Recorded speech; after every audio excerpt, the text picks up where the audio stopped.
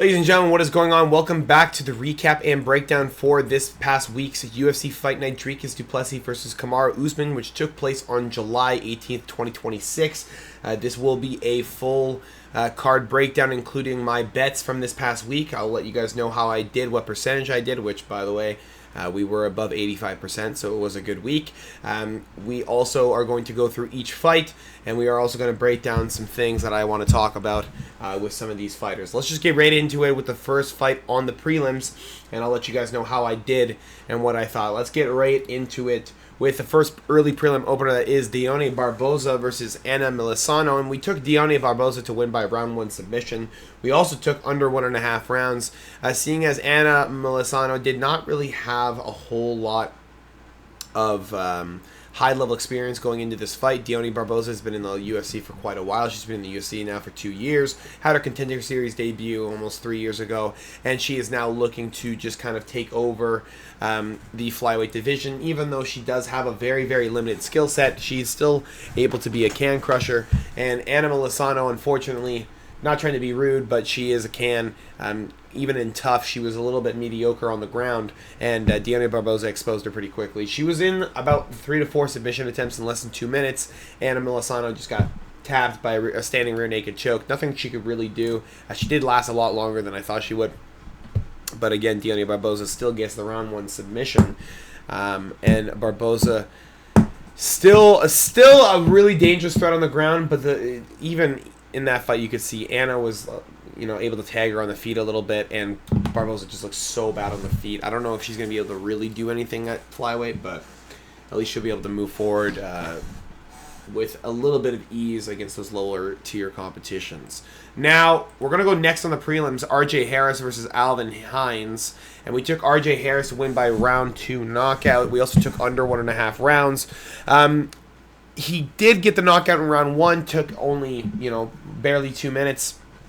And RJ Harris, at 263 pounds, pulled a slip pull counter right uppercut. And it was one of the most beautiful things I've ever seen. He literally lifted Alvin Hines off the ground. It was an incredible and an emphatic knockout. It was one of the best ways he could have come into this UFC debut. You could see it on his face, the smile and the relief on his face after that fight. It was weeks and weeks and weeks of pressure and being stressed, and he was able to torch Alvin in the first round. It was absolutely ridiculous. It was a really, really beautiful knockout. Alvin Hines really looks like he should not be in the UFC now. I understand he's a really nice guy. A lot of UFC fighters like him, but if you're not really able to fight the higher tier competition, even Jonathan Dennis is a lower tier competition at this point, seeing as his kickboxing ability is even lackluster in itself. And Alvin Hines cannot win striking exchanges. He seems to lose every single time. He seems to overthrow with a lot of shots. He doesn't seem to set anything up. He seems to just kind of step into things. And RJ Harris really, truly used his nickname, the Hammer, and put him to sleep. An absolutely beautiful knockout. Now we're going to move on next on the prelims. Again, we're 2 for 2. We were perfect on that one as well, just not including the round 2 knockout. I mean, if you're betting rounds, you're kind of insane. I do it for fun, but RJ Harris knockout was the prop as well that we bet. That was a plus 275, I think it was what it was, or plus 300. It was incredible value, especially because both those guys were probably going to go to war anyway. It was a good take. Now, this one I had a little bit of a problem with. Alden Correa versus Stuart Nicole, and you kind of get a proof that Alden Correa is just going to be a point fighter. He doesn't seem to have any urgency in finishing fights. Stuart Nicole really could have been finished 2 to 3 times between the second and third round. He was really, really hurt to the liver, and his legs were really, really chewed up. He was also getting tagged, obviously, to the head quite badly. And Alden Correa, if you do watch back the Alessandro Costa fight, he doesn't really have a whole lot of urgency. He doesn't really push the pressure like he really should, and he doesn't really have a need for a finish in his repertoire. And I don't really know why he doesn't do that, because he has really, really dangerous striking. He has really, really good wrestling as well. Uses them more of a countermeasure than anything, and he had Stuart Nicole, who was just unable to do literally anything in the last 2 rounds. He had to basically shell up and get tagged. Alden Correa maybe took 1 or 2 good shots that entire fight, and Nicole just absolutely ate bombs. Again, I would really like to see a lot more urgency from Correa. I think he really could finish a lot of fights. I think maybe it has something to do with his gym. Maybe his coaches are telling him to maybe back it off and not burn yourself out. Yes, I understand that. But if you really look at it, if you try to finish the fight a little bit earlier, Stuart Nicole is also a guy who's already been finished 2 times in his last 3 fights. He doesn't really have a sense of urgency himself, and you could see Alden Correa, start to overwhelm him. You could probably see him stopping him in the second round with overwhelming TKO ground and pound after he drops him with a liver shot. Now, again, I do have, you can literally see it, Alden Correa round 2. I understand I'm complaining about it because I bet it, but I also am complaining about it because that's exactly how I thought it would go. Round 2 or round 3 knockout for Alden Correa was kind of just the game plan. It kind of seems like Stuart Nicole didn't want to be in there in that 3rd round, and Alden Correa was just totally fine with continuing point fighting when he could have got out of there earlier. He could have got a knockout bonus or a performance bonus. He could have got fight of the night bonus with an incredible, crazy knockout, seeing as he was laying on the pace incredibly well. And I don't understand why he just doesn't go for it. These are a lot of things that could change your life, and you choose to just point fight. These are guys that don't get really signed for high contracts. These are guys that kind of get moved out. So I don't really know what they're going to do with Alden Correa yet. Maybe need to put him against the finisher himself, but I guess we'll see when the time comes. Next on the prelims, Ezra Elliott versus Damian Anderson. We took, as also, just to back it up, I did take Alden Correa by KO or decision at a -325. I also took Alden Correa -3.5 over 1.5 rounds, which paid like -180, and I think I also had Alden Correa round 2 and just regular knockout props, which I did lose, but we did get the backup wins, so we also won the money line picks. Sorry, next on the prelims, Ezra Elliott versus Damian Anderson. We took Ezra Elliott to beat Damian Anderson, seeing as Damian Anderson's kind of one-sided. He's got a lot of jiu-jitsu experience. He's a really high-level name, and if you talk to a lot of guys who do jiu-jitsu in the States, more notably Texas, you'll definitely hear of Damian Anderson. Now, Ezra Elliott, really good grappler himself. He's got a lot of high-level experience. He does have a lot more MMA experience. He also seems to have better hands. Damian Anderson is a guy who seems to have a one-rounder bust in terms of the stand-up. Obviously, he's going to be comfortable on the ground. He is in his resting place, basically, seeing as his jiu-jitsu is his world. And Ezra Elliott was able to control him on the ground even in those scenarios, also averting a couple submission attempts. I took Ezra Elliott to win by decision at a +450, or was it +4? Yeah, +450. I also took Ezra Elliott over 1.5 rounds at a plus whatever it was, 195 or something. I also took over 1.5 rounds in the fight. I also took Ezra Elliott to win by knockout just in case something happened on the floor, which it did not. That said, at a plus, I think 850 is what it was. I think I put $15 on it. I think the reasoning behind that was if Ezra Elliott didn't end up getting a decision, he would most likely get a ground and pound scenario, seeing as I don't think Damian Anderson would be I mean, Tapology had, 43% by submission.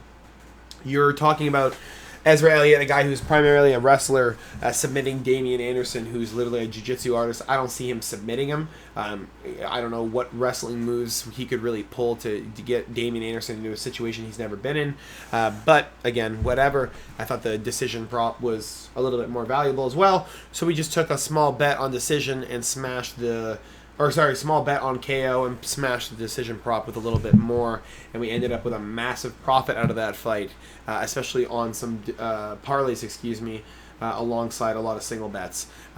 We smashed that one as well. That would be 4 in a row. We did not get perfect on Tapology, but we did get perfect for the live stream on that one. We did pick the decision prop as the first pick, and that would have been live starting at 5 p.m. Eastern Standard Time all Saturdays. Little promo in there. You like that? Little promo in there. Okay. Next on the prelims, Felipe Franco versus Levi Rodriguez Jr. And we took Felipe Franco to win by knockout over Rodriguez Jr. under 1.5 rounds. We also took a separate under 1.5 rounds prop bet. We also took Felipe Franco money line on a bunch of parlay bets. Seeing as Felipe Franco's already been in the UFC, he's already got the jitters out. He also had already experienced Mario Pinto, who hits like a fucking truck, and he was able to actually go through that damage and continue on regardless of what Pinto was landing. And now you have Levi Rodriguez Jr., who was a pure striker. He has only finishes inside his entire career. And he hadn't seen a scorecard ever, and he hadn't really been to a third round, I don't think, unless it was against a really, one TKO, where, a shitty fighter who had a shoulder injury, by the way. So that would have ended up going to the decision if that guy did not get a shoulder blown out. So Levi Rodriguez Jr., not very good as well. Fought very low-level competition. Felipe Franco fighting a little bit better. He's also a little bit bigger. He's got better reach. And his frame is a little bit more filled out than Levi Rodriguez Jr., who literally looks a little bit like a fat boy. So I took Felipe Franco. Again, I took him in a round 1 knockout, and I also took under 1.5 rounds as a safety backup. And we did get Felipe Franco, again, a knockout prop as well. I think it was a plus 450. And we took Felipe Franco, obviously, because that was a massive value stretch, seeing as Levi Rodriguez was only a plus, 230 to knockout or something, or plus 180, whatever it was. And Felipe Franco, boy, did he pay. He smashed through him. He beat the shit out of him in the end of the first round and then dropped him in the second round and ended up with some really good ground and pound. Rodriguez Jr. was not happy with the stoppage, but I was obviously very happy with it. Regardless of the bets, I did think it was a good stoppage. I thought Rodriguez was out. I thought it was going to be a lot more unneeded punishment, and Felipe Franco would have ended up putting him out flat on his face probably had that fight continued. So very good win there for us as well. We moved to 5-0. And we also smashed a lot of the bets. We also, get a fantastic fight. You get a bunch of finishes already in the first 5 fights. You get 3 of them, 1 submission, 2 knockouts, and then you move into an absolute banger of a fight, which was Jean-Paul Lebenziani versus Seok-Young Ko.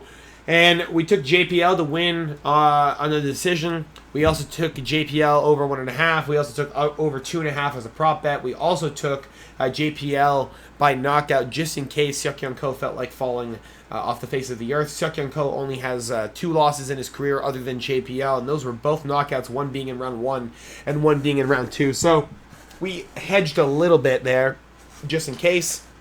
And you have JPL, who did a very, very good job through the second and third round to just kind of secure those rounds. Seok-Young Ko was coming out very, very just aggressive in the first round, but JPL able to use a little bit of grappling, use a little bit of stalling to get Seok-Young Ko to kind of drop the gas a little bit, and then he just kind of started leading the dance with his point fighting. JPL was bleeding as well, but Seok-Young Ko just looked a little bit worse for wear in the second and third round with just being a little bit too tired. He kind of just had bad body language, and I don't really know if the judges will be too happy with that. So I'm happy with it. I'm happy with the pick. I thought JPL was really, really good underdog value as well. He was a plus 165 before the fight started. Tapalchi has him as a plus 150. That was not the true odds. And Seok-Young Ko was actually closer to a minus 211, or excuse me, 210 before that fight started. I thought JPL would have had a little bit better of a performance, honestly. I thought he was going to be a little bit too technical for the technical Seok-Young Ko, as his name says. But it just seems like Mufasa was more worried in that first round after that power struck him. I think he just got more comfortable as the fight went on, and he just got into his flow state and started looking beautiful. So I'm really happy for Jean-Paul Lebenziani. Jesus Christ, these names get wild, bro. Even though he had a bad fight against Phil Rowe, which a split decision was wild in that fight regardless, I thought JPL won that pretty clear. It is what it is, okay? You had a good performance against Seok-Young Ko. It's a decent opposition. It actually puts a name out there for yourself, honestly, and he had a really, really good showing. So I'm happy for him, and that's exactly what we wanted. We banged that one. We got a 6 in a row, and you lead with a decision prop as well that was paying plus, I don't even know what it was, plus 300, I think, seeing as it was more favored to go under, I think. Next on the prelims, you have Jose Delgado Jr.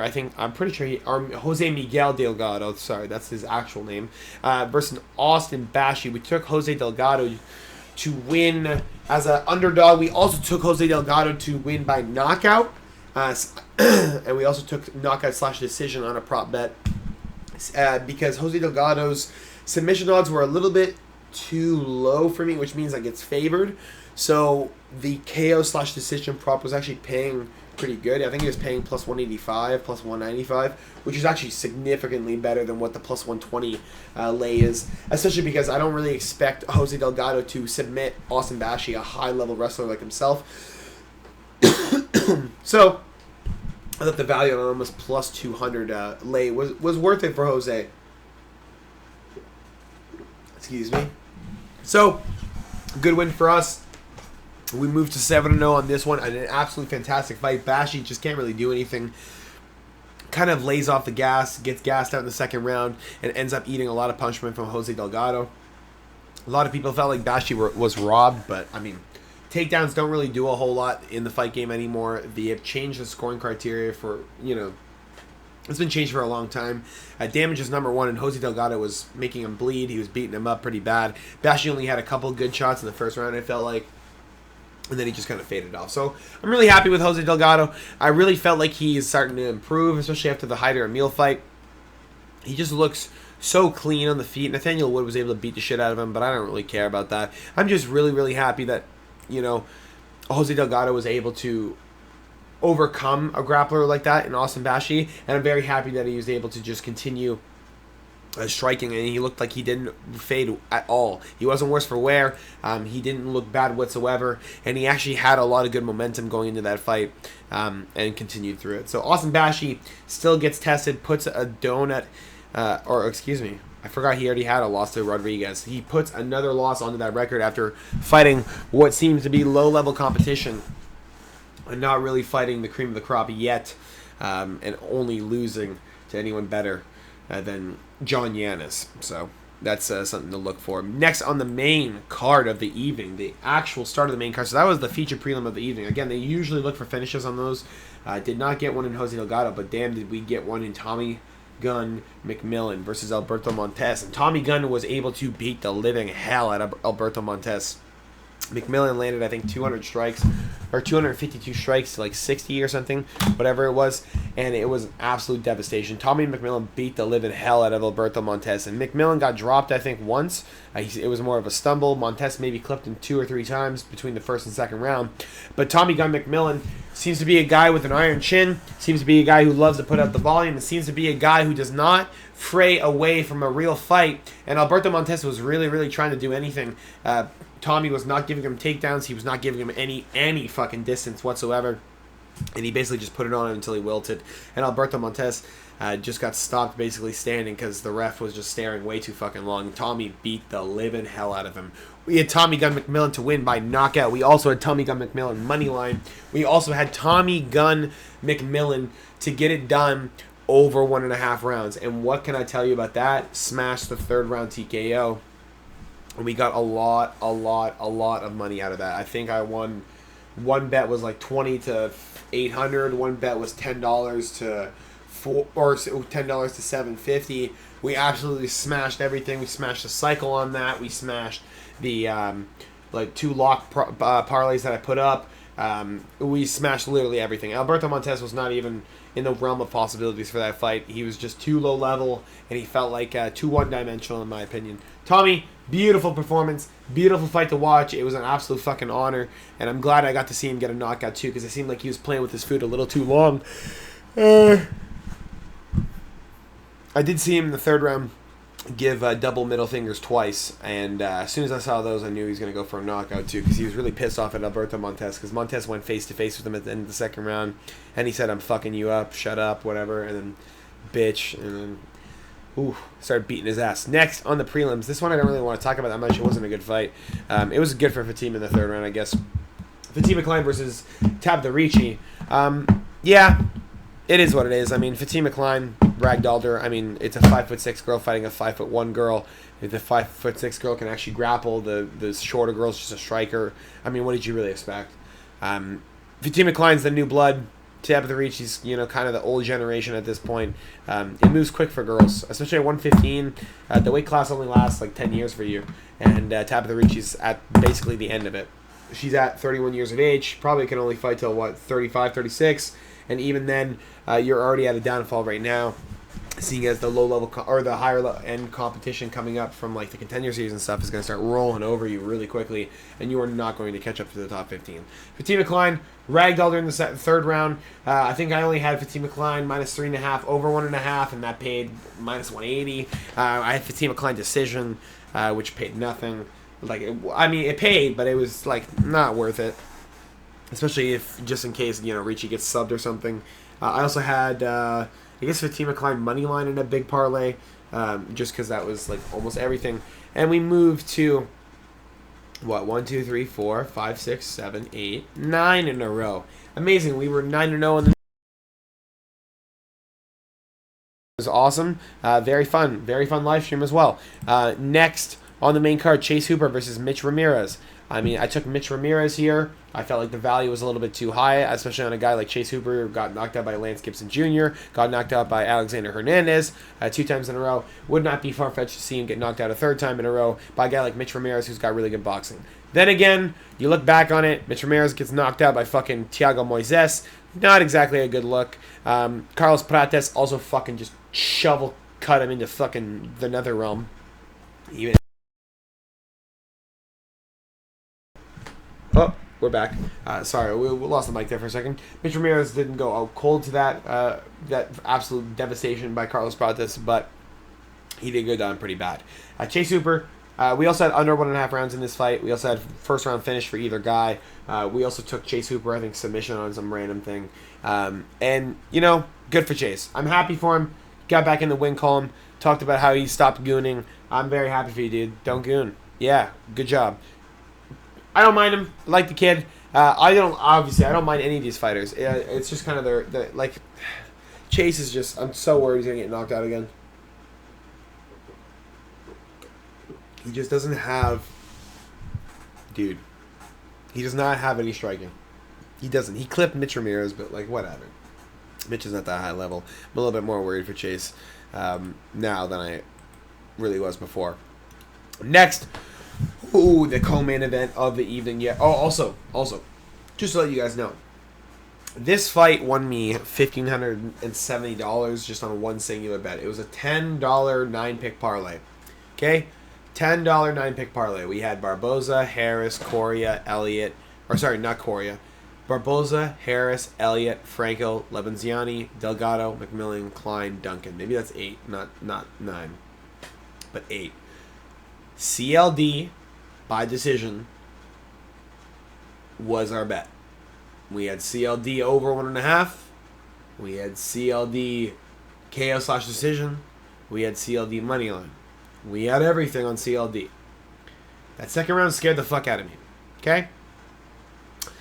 I cashed out the $1,500 parlay for $965 because Duncan, it was like 1-1. Some people felt like going into that 3rd round.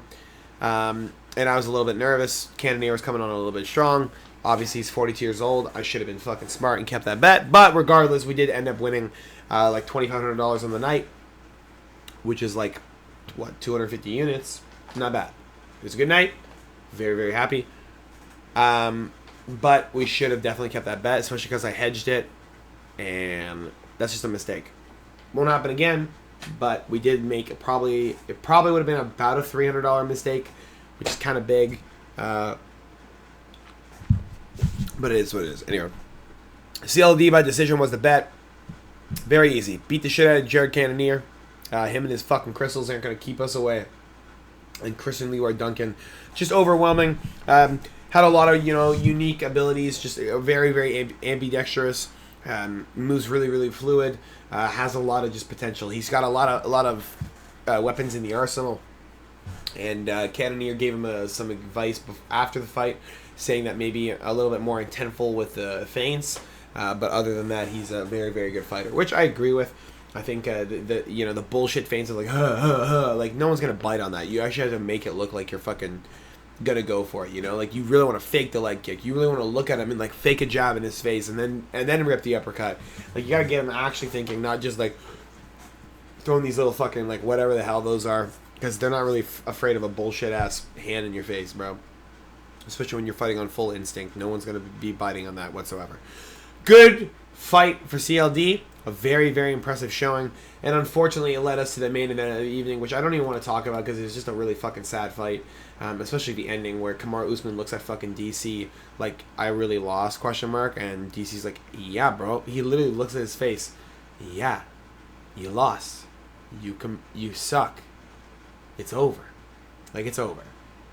Unfortunately, it's sad to say, Kamaru Usman's career is probably in jeopardy here. Dricus du Plessis did a very beautiful job of staying on the outside and not allowing Kamaru Usman to get his single leg takedowns that he loves to shoot so much. Kamaru Usman's knees are obviously so fucking bad that he can't even shoot a double leg takedown anymore.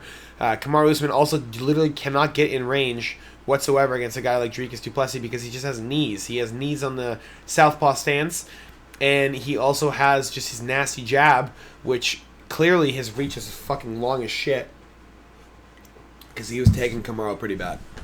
He hit Kamaru Usman maybe 3 to 4 times. Rocked him bad twice.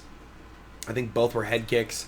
Kamaru Usman literally asked after the fight, I don't even think it was that bad of a loss. Yeah, I mean, he thought it was like 48-47 or something. He thought it was close. I mean, maybe 4th and 5th, but nah, dude, that's very far-fetched.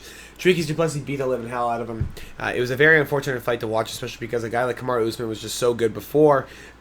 You really wish that he wasn't on a decline. You really wish that the old generation was still going. You really wish that Leon Edwards never head-kicked Kamaru Usman. You really wish that the kid was still fighting at welterweight and still moving forward. Instead, he chooses to move up and fight Chimaev. Instead, he chooses to stay at middleweight and fight Joaquin Buckley. Instead, he went back down to welterweight for that. Instead, and then he moves up to middle. Okay, well, why the fuck did he move back up, bro? I didn't even know that, though. I thought that was at middleweight for Buckley. Why would you move back up? Why would you fight Dricus du Plessis, first of all? Why? This guy could win by falling piano. Anyway, I had a Kamaru Usman bet all day. I had Kamaru Usman decision. I had Kamaru Usman plus 5.5, and we lost. Okay, we lost a decent amount, maybe $400 back out of that.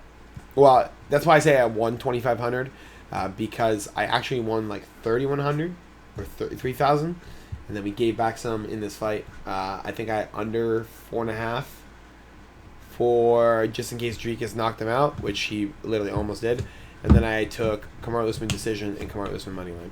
Anyway, it was a very good night. It was a very, very fun fight anyway, even though I was watching Kamaru Usman get his ass whooped. It was a very, very good fight to watch, especially for just knowledge on how Dricus du Plessis, watches tape and adapts to fights, because it was pretty clear that he saw the knees of Kamaru Usman and literally immediately targeted it. And, obviously you should. I'm not saying... It's nice to see that Dricus actually does do some, work and looking at tape, because even if your coach is telling you to knee, bro, if you're not watching that tape, you're not really going to care, and you're not going to think about it. He was watching it, he's looking at it, he's paying attention. It's good for me. It's good enough to see, and hopefully he gets another title shot soon. I just want to see him get his ass whipped and drop back down to like the top 10, because I really don't want him in the top 5, but it is what it is. I think Sean would beat the fuck out of him a third time anyway. That's all I got for you guys today. Hopefully you did enjoy. Make sure to drop a like and subscribe if you did not already. We will take a look at this week's UFC fight card tomorrow, and that is Magomed Ankalaev versus Bogdan Guskov. That is a very, very good fight, actually. Bogdan Guskov being at plus 345 is a little bit fucking stretch for me. I think Bogdan Guskov by knockout would be good value. But again, I'm a low percentage and picking fucking main event, so what do I know? Islam Dulatov's on that card. John Pork's on that card. Magomed Zainakov. Rizvan Kunyev's taking off on Tyrell Fortune, who's going to get knocked the fuck out probably. Walter Walker versus Thomas Peterson, which is a really, really good fight. Probably Walter by submission. Dustin Jacoby taking on a newcomer. You have Axel Sola versus Esmail Bonfim. Brendan Hebero taking on a newcomer who he's probably going to get knocked out by. Dude, there's just a lot of really good fucking shit going around right now. There's a lot of really good fights. And there's a lot of fantastic talent going around right now, and next week's going to be absolutely ridiculous. That's all I got for you guys this week. Hopefully you did enjoy. Again, I'll see you guys all tomorrow, and I'll see you guys all on Saturday for the live starting at 5 p.m. Eastern Standard Time. I hope you enjoyed this little bit of a betting recap that I decided to do today. I know only a couple people will probably watch this video, but if you got to the end, I really appreciate you. Thank you so much. I am going to try to upload a little bit more, and I'm hoping that I will actually have a better schedule coming up soon, especially because I got some ideas. I'm excited. Let's get it done. Have a fantastic rest of your day. Cheers.